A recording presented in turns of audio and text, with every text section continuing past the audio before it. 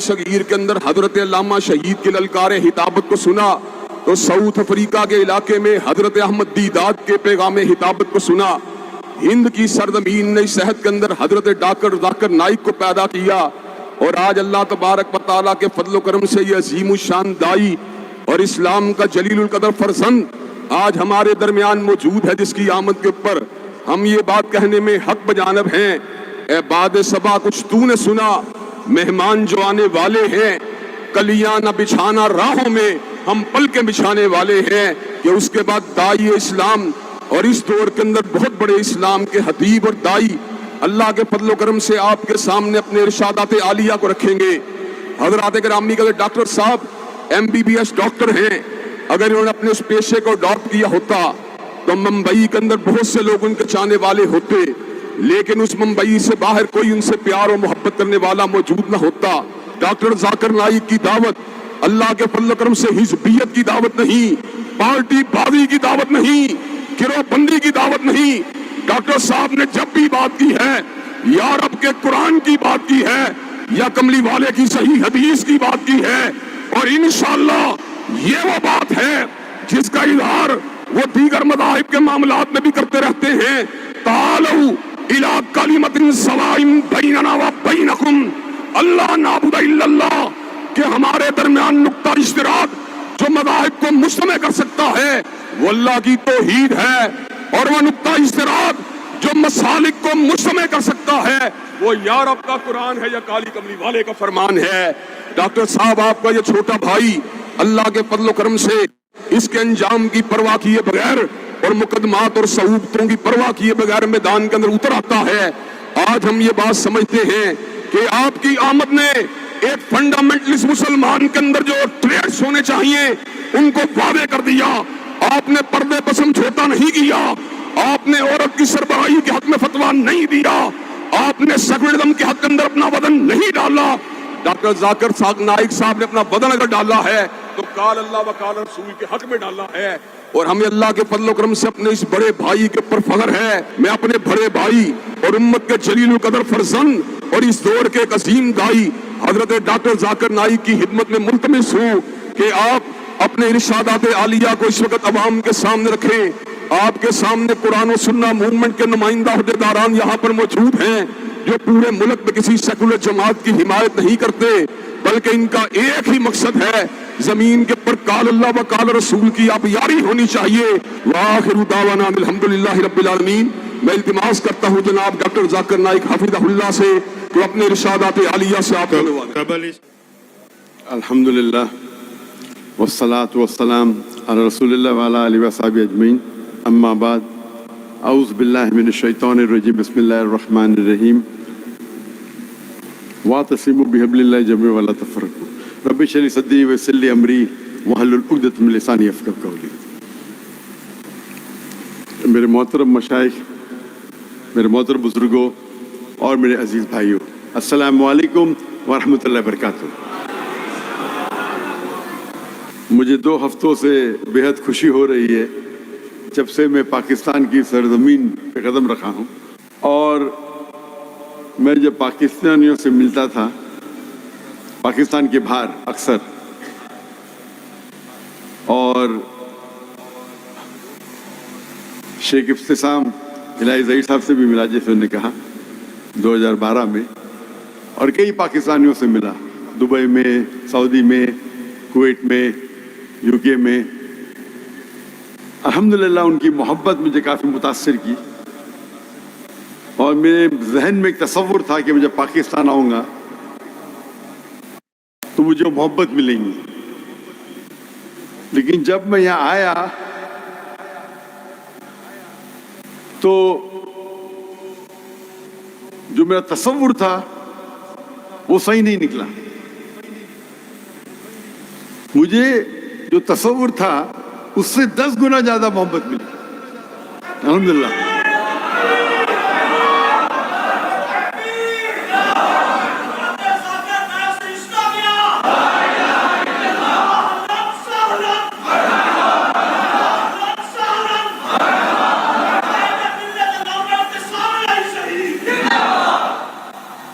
اور جو میں نے دیکھا کراچی میں اور لاہور میں، ہم جب ایئرپورٹ سے نکلے تو مرکز اہل حدیث گئے، اس کے بعد راول پنڈی تبلیغ جماعت کے وہاں گئے،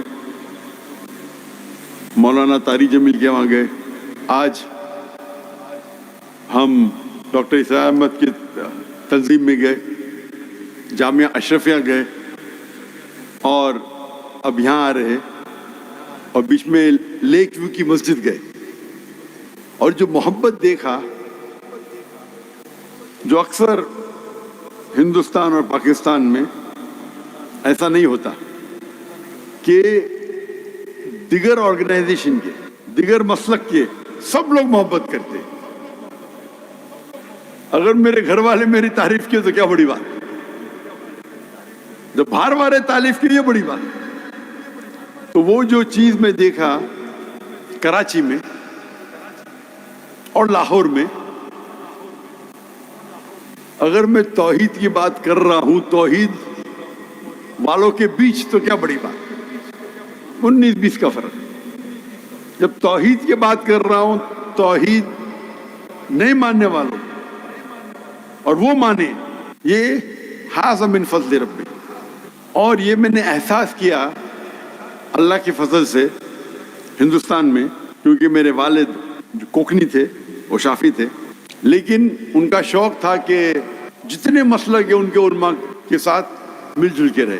تو میرے گھر پہ کئی قسم کے علماء آتے تھے، شافی، حنفی، مجاہد القاسمی صاحب، مولانا علی میاں ندوی، مولانا مختار ندوی جو اہل حدیث کے امیر ہے، ندوہ کے امیر ہے.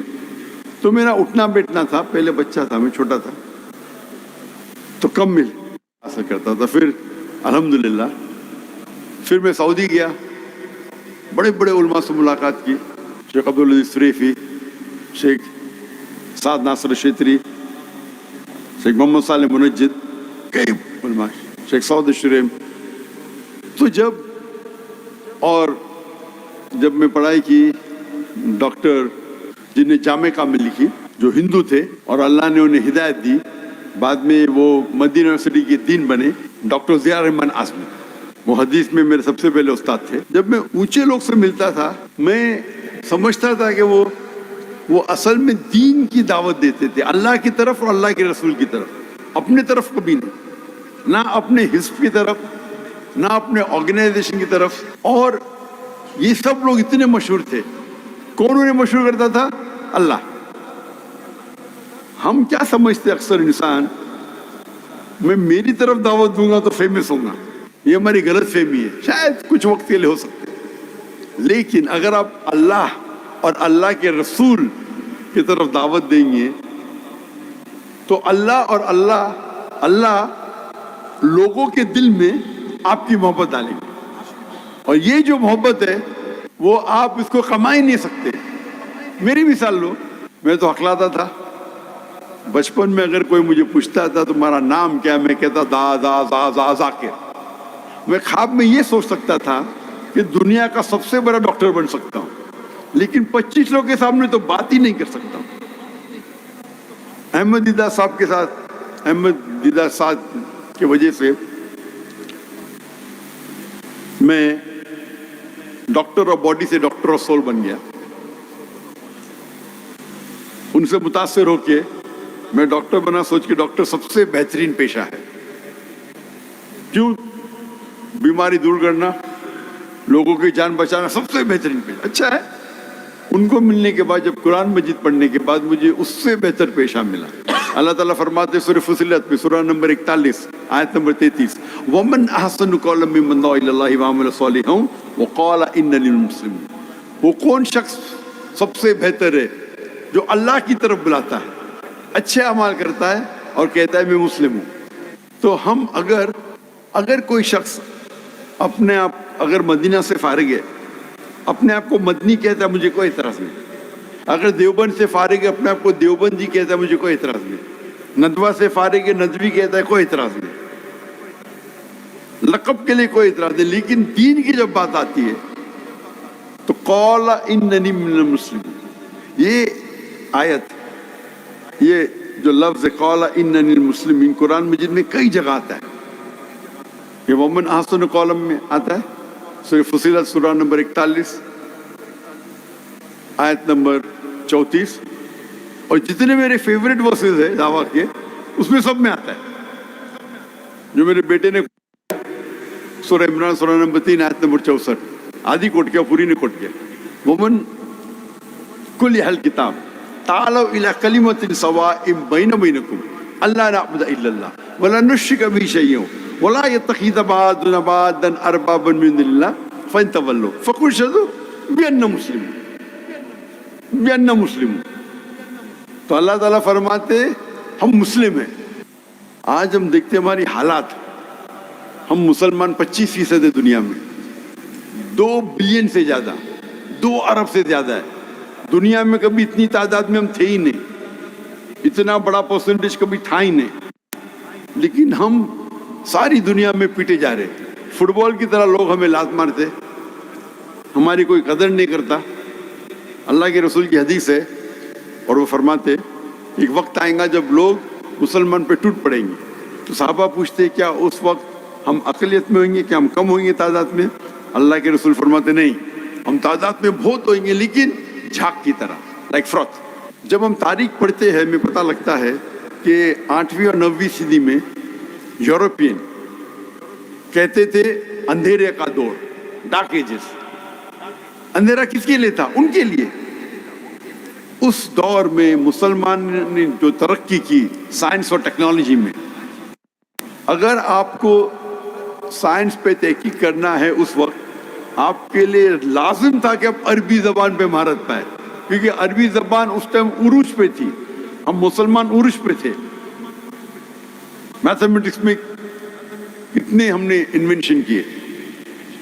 ٹریگنومیٹری کے فادر کون ہے؟ مسلمان. کیمسٹری کے فادر کون؟ ویسٹرن ورلڈ کہتے ہیں گیبر. گیبر نے جابر بن حیان. جو الکوہول یہ لفظ ہے آیا عربی لفظ الگل سے, ایول اسپرٹ. محمد رازی, علی ابن سینا, کئی آپ نام دیکھیں گے. اس ٹائم مسلمان عروج پہ تھے کیونکہ ہم قرآن اور صحیح حدیث کے قریب تھے. آج اللہ نے ہمیں دولت دی ہے. میرے نظریے سے سب سے امیر انسان دنیا میں اکثر مسلمان ہیں. ٹاپ 100 میں سے 95 سے زیادہ مسلمان ہیں. آپ یہ فوربس لسٹ پہ مت جاؤ. یہ فوربس لسٹ میں Elon Musk $220 billion, Jeff Bezos $160 billion, Bill Gates, یہ سب لسٹڈ کمپنی ہے. ہمارے مسلمان کے پاس پرائیویٹ کمپنی ہے. ایلون مسک کو ایک حصے میں رکھ سکتے, جیف بیزوس کو دوسرے حصے میں. اور میں خود جانتا ہوں, ہوا میں نہیں بات کر رہا ہوں, مل چکا ہوں ان سے. لیکن آج ہم اتنے کمزور ہیں. 1 سال سے زیادہ ہو چکا ہے غازہ پہ حملہ ہو رہا ہے اور ہم کچھ نہیں کر سکتے صرف بات کے علاوہ. یہ حال ہمارے مسلمان کا ہے کیونکہ ہم قرآن اور حدیث سے دور ہو گئے. جب غیر مسلمان یہ نہیں دیکھتا ہے کہ میرے سامنے دیوبندی ہے کہ بریلوی ہے کہ اہل حدیث ہے, کیا شیعہ ہے کہ سنی, مسلمان ہے تو پیٹو. ہم اگر ایک ہو جائیں گے ہم اسٹرانگ فورس ہوئیں گے. میں یہ نہیں کہہ رہا ہوں آپ سے کہ آپ کی جو تحقیق ہے اس پہ اٹل رہیے, قرآن اور صحیح حدیث کی دعوت دیجیے. ہم جب دیکھتے ہیں یہ دیگر مسلک ہے, اس میں 95% یکسانیت ہے, اور جو اختلاف ہے وہ 2%, 3%, 4%, میکسیمم 5%. اور یہ اختلاف بھی جو ہے اکثر افضلیت پہ ہے, حرام و حلال پہ بہت کم ہے. جیسے کہ میرا بیٹا کہہ رہا تھا نماز پڑھنے پہ زور دو, رفعتین کرنا چاہیے یا نہیں کرنا چاہیے آپ تحقیق کرو. آپ کو لگتا ہے رفعتین کرنا چاہیے کرو, دوسرا مسلمان نہیں کرتا ہے, سب مانتے ہیں کہ آپ کی نماز قبول ہوئی. اگر ہم یہ کہیں گے کہ میں ہمیشہ کہتا ہوں میں بھی صحیح ہوں, لیکن اکثر مسلمان کہتے ہیں میں ہی صحیح ہوں. جب غیر مسلم کی بات آتی تو میں ہمیشہ کہتا ہوں اسلام ہی صحیح ہے, اس میں کوئی دو رائے نہیں. تو مسلمان بات کرتے میں کہتا ہوں میں بھی صحیح ہوں, تم بھی مسلم میں بھی مسلم. اختلاف ہے افضل کیا چیز ہے, اور افضل کے لیے اگر فتنہ پیدا کریں گے تو قرآن میں لکھا ہے فتنہ قتل سے زیادہ خراب ہے, گناہ کبیرہ, ہاں کہ نہیں؟ تو جو افضلیت پہ میں کبھی بھی نہیں کہتا کمپرومائز کرو. میں تو الحمدللہ, آپ اکثر لوگ مجھے جانتے نہیں ہوئیں گے, جہاں تک کہ دین کا مسئلہ میں کمپرومائز کرتا ہی نہیں ہوں. چاہے منسٹر ہو, کوئی بھی ہو, پرائم منسٹر, پریزیڈنٹ, میں دین کے معاملے میں مستقبل کے لیے بھی کمپرومائز نہیں کروں گا, وہ میرا عمل ہے. آپ دیکھتے ہیں کہ میں ٹائی شرٹ, ٹائی کوٹ پہنتا ہوں, مجھے پسند نہیں. میں پہنتا ہوں کہ غیر مسلمان متاثر ہوتے, اور اسلام میں اس کی اجازت ہے, مستحب نہیں ہے, اجازت ہے. کچھ لوگ سمجھتے ہیں کہ ٹائی صلیب کی نشانی ہے, کدھر بھی بائبل میں نہیں لکھا ہے صلیب پہننا حرام ہے. یہ غلط فہمی میں کچھ مسلمانوں کی. میں پہنتا ہوں تو کہ غیر مسلم متاثر ہو, ارے کون ہے جوکر, ٹائی پہنا ہے, ٹوپی پہنا ہے, لیکن میرے ٹھکنے کے اوپر ہے میرے ٹراؤزر. اس میں اختلاف ہے, کون کہتا ہے مستحب ہے, کوئی کہتا ہے فرض ہے. میں مانتا ہوں امام الذہبی میں کہ یہ گناہ کبیرہ ہے ٹھکنے کے نیچے پیر رکھنا, میں سمجھتا ہوں. اور میں اتنا شدت پسند ہوں اس میں, فنڈامنٹلسٹ, فنڈامنٹلسٹ ہر اسٹاف کے لیے فرض ہے. اگر آپ میرے ادارے میں نوکری کریں گے, آپ سے لکھ کے لوں گا داڑھی رکھنا کمپلسری, سر ڈھانکنا فرض ہے. میرے ادارے میں ڈریس کوڈ ہے, ٹھکنے کے اوپر پہننا پڑے گا. آپ اس کو سنت مانو, فرض مانو. 5 ٹائم نماز پڑھنا ہی چاہیے جماعت کے ساتھ مسجد میں, لکھ کے لیتا ہوں. بائی لا الاؤڈ نہیں ہمارے کنٹری میں, پھر بھی لکھ کے لیتا تھا میں, بلیک اینڈ وائٹ میں. میرا ادارہ ہے, میرے ادارے میں ڈریس کوڈ ٹائی کوٹ نہیں ہے. میں تو کبھی آفس میں آتا ہی نہیں ٹائی کوٹ کے ساتھ, کبھی لیکچر سے آ گیا وہ الگ بات. تو لوگ کو اللہ اور اللہ کے رسول کی طرف دعوت دو. اور آپ دیکھیں گے کہ اللہ تعالیٰ لوگوں کے دل میں آپ کی محبت ڈالے. آپ اللہ کے لیے کرو, خلوص اللہ کے لیے, اور آپ دیکھیں گے اللہ سبحانہ و تعالیٰ آپ کے کام میں مقبولیت پیدا کرتے. تو میرا صرف یہی پیغام تھا. اور میں یہ ٹرپ میں جو میں دیکھا الحمدللہ, جو عام طور پہ ہندوستان پاکستان میں نظر نہیں آتا, کہ لوگ اتنی محبت کرتے تھے مجھ سے. نہ کہ میں ڈاکٹر ذاکر نائک ہوں, ڈاکٹر ذاکر نائک کی کوئی اوقات ہی نہیں ہے, زیرو. اسلام میں ڈاکٹر ذاکر نائک زیرو. لیکن کیونکہ میں اللہ اور اللہ کے رسول کی بات کرتا ہوں اور حوالے کے ساتھ بات کرتا ہوں, تو یہ بڑپن یہ ہے کہ جو چھوٹی سی اختلاف بھی ہو تھی, جو لوگ نے بڑپن کر کے میرا استقبال کیا, وہ اختلاف کا ذکر نہیں کیا, یہ بڑپن ہے. اور پاکستان ایک واحد ملک ہے جو اسلام کے نام پہ الگ ہوا. اللہ نے یہ آپ کو آنر دیا ہے, عزت دی ہے, لیکن کبھی بھی عزت ہے اس کے ساتھ ذمہ داری لازم. کوئی بھی عزت آپ کو نہیں ملے گی ذمہ داری بنا. تو اگر اللہ تعالیٰ نے اتنی عزت آپ کو دی, آپ کے ملک کو, ایک واحد ملک کے ساری دنیا میں جو اسلام کے نام پہ الگ ہوا, لوگ آپ کی طرف دیکھ رہے ہیں, یہ کون سا ملک ہے جو اسلام کے لیے الگ ہوا, کیسا برتاؤ کر رہے ہیں لوگ. تمہارا فرض ہے کہ ہم دنیا کے لیے ایک مثال بنے قرآن اور صحیح حدیث کی. انشاءاللہ امید ہے کہ اللہ تعالیٰ سے جب ہم قرآن مجید پڑھتے ہیں, جو حالات ہم مسلمان کی دیکھ رہے ہیں, ہم سب جگہ پٹے جا رہے ہیں, لیکن کہتے نا there is a light at the end of the tunnel, روشنی ہے. اللہ تعالیٰ قرآن مجید میں 3 جگہ فرماتے ہیں. سورہ توبہ سورہ نمبر 9 آیت نمبر 33, سورہ فتح سورہ نمبر 48 آیت نمبر 28, اور سورہ صف سورہ نمبر 61 آیت نمبر 9. ومن فرماتے کہ هو الذی ارسل رسولہ بالہدی والدین الحق لیظہرہ علی الدین کلہ, کہ اللہ نے اپنے آخری پیغمبر محمد صلی اللہ علیہ وسلم کو بھیجا دین الحق کے ساتھ، تاکہ وہ سارے دیگر مذاہب پہ غالب ہو، چاہے وہ جوڈائزم ہو، کرسچینزم ہو، ہندوازم ہو، سیکولرزم ہو، ایتھیزم ہو، اسلام سارے پہ غالب ہوگا۔ اور دو جگہ لکھا ہے وقفہ باللہ شہیدہ، ایک جگہ وقفہ باللہ شہیدہ کہ اللہ شہادت کے لیے کافی ہے، اور دو جگہ لکھا ہے وَلَوْ كَرِهَ الْمُشْرِكُونَ کہ کتنا بھی مشرک نہ چاہے تو۔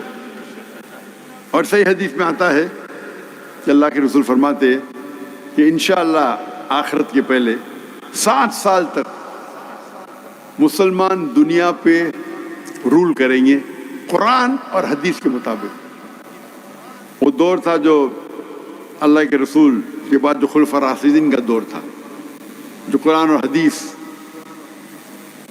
کی روشنی میں جو انہوں نے رول کیا۔ انشاءاللہ پتہ نہیں کب ہوگا، تاریخ نے لکھی ہے، 2 سال بعد، 10 سال بعد، 100 سال بعد، لیکن یہ حدیث میں ہے، ہم اسے مانتے ہیں، اللہ کا وعدہ ہے قرآن میں، اور اسی لیے ہم قرآن اور اللہ کے رسول کی طرف لوگ کو دعوت دیں، چاہے ہمیں فائدہ ہو یا نہ ہو، دنیا میں فائدہ ہو یا نہ ہو۔ اللہ تعالیٰ فرماتے ہیں اگر دنیا کے لیے آپ جد و جہد کریں گے اللہ دنیا دے گا، لیکن آخرت کے لیے جد و جہد کرو، آخرت بھی دے گا اور دنیا بھی دے گا۔ اس چھوٹے سے پیغام کے ساتھ میں میرے چھوٹی تقریر کو ختم کرتا ہوں۔ وآخر الدعوانا الحمدللہ رب العالمین۔